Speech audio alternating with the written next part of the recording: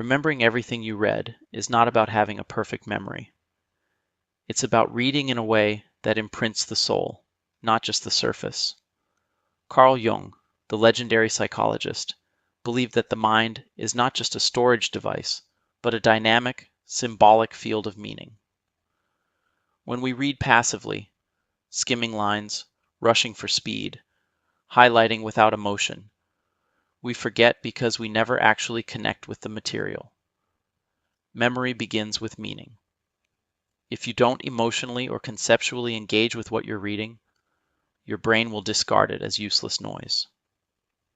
Jung said, "Until you make the unconscious conscious, it will direct your life, and you will call it fate."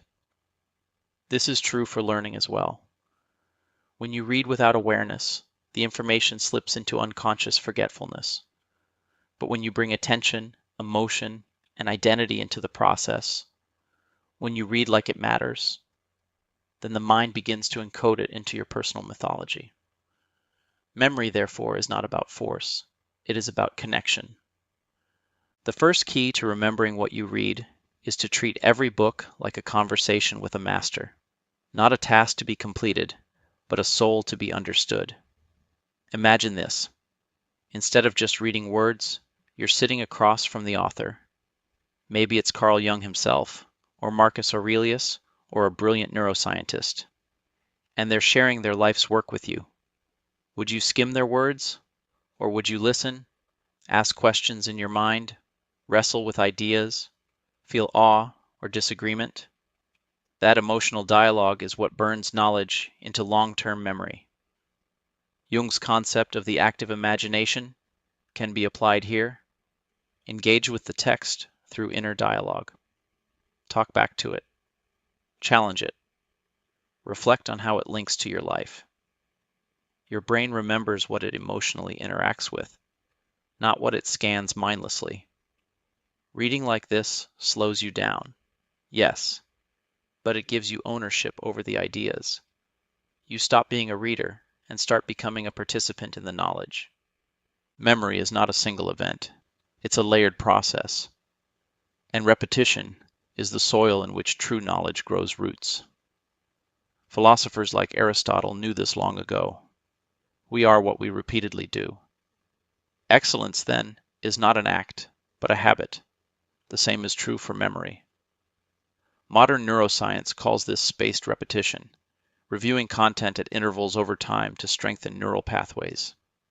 If you read something once and never return, your brain will prune the information away to conserve energy. But if you revisit the same idea, with curiosity, reflection, and application, your brain labels it as important.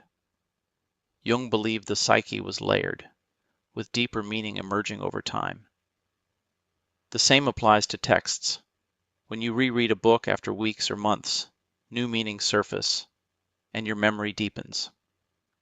Mastery comes not from consuming more, but from revisiting what matters until it becomes part of you. Visualization is one of the most powerful yet underrated tools for memory, and it was central to both ancient philosophy and Jungian psychology. Your brain is a visual machine. It evolved to remember places, faces, dangers, and symbols, not abstract paragraphs. So when you read, visualize the ideas. Turn concepts into mental movies. Imagine theories as living beings. For example, if you're studying Jung's theory of the shadow self, don't just read the definition. Imagine a version of you dressed in darkness, following you, whispering, revealing hidden truths. The more emotionally and visually intense the image, the more memorable it becomes. This is how memory champions can recall hundreds of random numbers.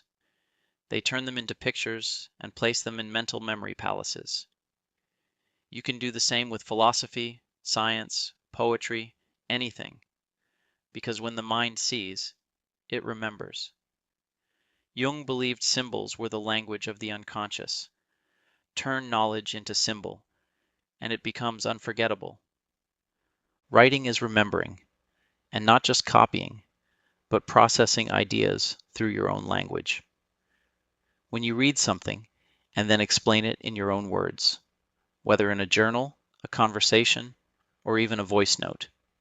Your brain transforms the idea from short-term to long-term storage.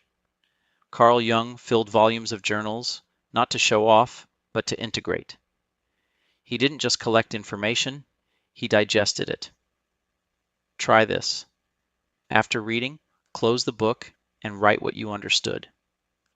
Not word for word, but in your language, your emotions, your interpretation. This forces your mind to reconstruct the knowledge, and in doing so, you own it. This is called the Feynman technique in modern learning theory, but Jung understood this long ago. Expression is transformation. If you can't explain what you read simply, you haven't truly remembered it. Write, reflect, speak. That is how reading becomes part of who you are.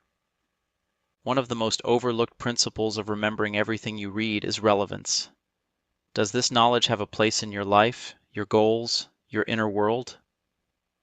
Carl Jung often emphasized the importance of individuation, the journey of becoming fully yourself. The books and ideas you remember most are the ones that resonate with your identity, your path, your wounds, your calling.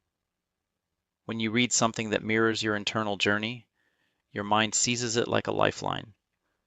So if you want to remember more, choose your reading intentionally. Don't just read what's trendy, read what calls you. Read for transformation, not just information. And when you find something meaningful, apply it immediately. The fastest way to remember something is to use it, teach it, discuss it, link it to a decision or a project. The more you live an idea, the less you forget it. Relevance is what turns knowledge into wisdom. The emotional state you're in while reading directly affects your memory, and this is something ancient philosophers and modern psychologists completely agree on. If you read while distracted, tired, or stressed, your brain deprioritizes memory.